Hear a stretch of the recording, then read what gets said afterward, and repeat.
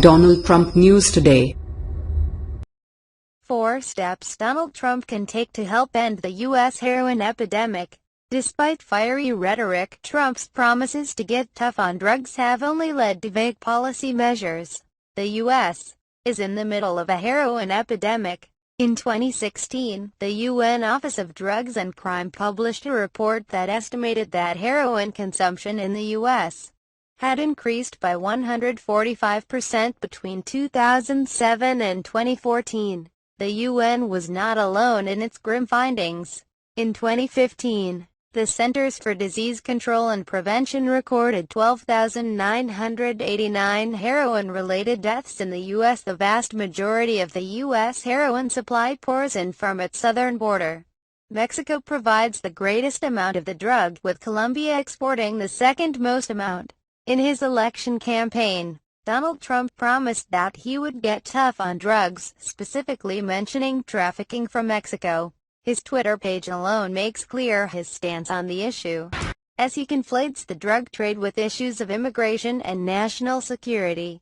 On February 9, Trump signed an anti-trafficking executive order that employed similarly emotive language. Transnational criminal organizations, the document reads, are threatening the safety of the United States and its citizens, and have triggered a resurgence in deadly drug abuse. But despite the fiery rhetoric, the order only implements a vague policy of increased security sector assistance to, and intelligence sharing with foreign partners. Read more. Obama drug czar asks, where's Donald Trump's opioid crisis plan? We know that Trump's administration wants to crack down on drugs. In January, his Secretary of State, Rex Tillerson, refused to condemn President Rodrigo Duterte's homicidal drug war in the Philippines. His vice president, the former governor of Indiana Mike Pence, promised his state back in 2013 that he would stay tough on narcotics. Trump's Attorney General, Jeff Sessions, has claimed that good people don't smoke marijuana. Since the 1970s, U.S. drugs policy has focused on cutting off the supply of narcotics at the source through the forced eradication of drug crops, including opium, coca, and marijuana, interception of drugs in transit, and the disruption of trafficking organizations. The U.S. has put pressure on many source and transit countries to use such methods in order to produce quick results, measuring their success in terms of acres eradicated, drug labs destroyed, or traffickers arrested. Stopping the supply of drugs at source is difficult, costly, and requires long-term strategies. It is, however, achievable and need not cause great harm to farming communities. Poorly planned interventions in the drugs trade can cause an increase in the supply rather than stopping it. In my recent book, Suppressing Illicit Opium Production: Successful Intervention in Asia and the Middle East, I compare 9 historical cases which reduced national opium production by over 90%. The cases ranged from China 1906 to 17 to Vietnam 1990s. The majority of these 9 national interventions, Imperial China, Iran, Laos, Turkey, Vietnam, Communist China, Pakistan, and Thailand, had 4 things in common. First, unsurprisingly, they all involved governments which perceived suppression as being in the national interest.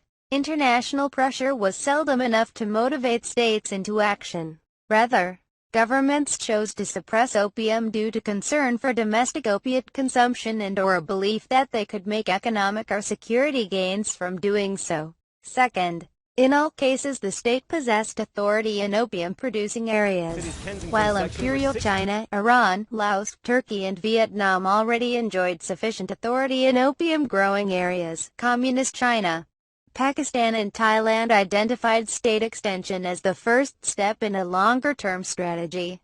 They put eradication on hold while they improved relations between opium farming communities and the state. Third, all but 2 cases, China 1906 to 17 and Iran 1950 and 1960s, offered farming communities an incentive to stop producing drugs. These incentives most often took the form of rural development and the promotion of social goods such as healthcare, education, and clean drinking water. Not only do incentives establish the perception that suppression is in the farmer's own interests, but they can be a way of extending the state. One of the cases which failed to provide some form of incentive was China, 1906-17, which enacted an intervention that was so repressive it contributed to the downfall of China's last imperial dynasty, as farmers sided with revolutionaries to overthrow the imperial regime. Finally, all 9 case studies involved law enforcement and the forced eradication of opium crops. The key lesson from the 9 cases, however, was that forcefully eradicating opium or punishing farmers without providing them with alternative sources of income often further impoverishes communities and alienates them from the state. This may, in turn, cause or heighten conflict and lessen state authority. As such, not only can eradication inflate the very structural conditions which push farmers into the drugs trade in the first place, but it may force them to grow more opium to repay their debts to merchants and traffickers. So, while forced eradication will be necessary, it should be sequenced after the state has secured authority over opium farming areas, and farmers have sufficient alternative incomes. Rapid and badly planned interventions in the drugs trade could increase the supply of heroin to the U.S. and other parts of the world. But a less aggressive policy, which instead offers farmers peace or improvements in their quality of life, will strengthen the state, nudge some to grow or stop producing opium, and, eventually, make it easier for the state to eradicate the remaining crops. As Trump acknowledges in his recent presidential order, the key to counter-narcotics is cooperation with source and transit states. Trump's key focus will be Mexico, as both a source and transit state. Demanding that Mexico take crops away from impoverished farmers is not going to stem the flow of drugs into the U.S. Worst-case scenario, it could actually increase it. Instead, Trump should focus on long-term policies which will help strengthen Mexico, including funding for rural development, while avoiding any policies which might harm the Mexican economy. This isn't being soft on drugs, it's being pragmatic, asked John Kelly, Trump's Secretary of State for Homeland Security. He has argued that stemming illegal migration requires a holistic approach encompassing economic development, education, and human rights. Let's hope that this long-term strategic thinking will be applied to counter narcotics.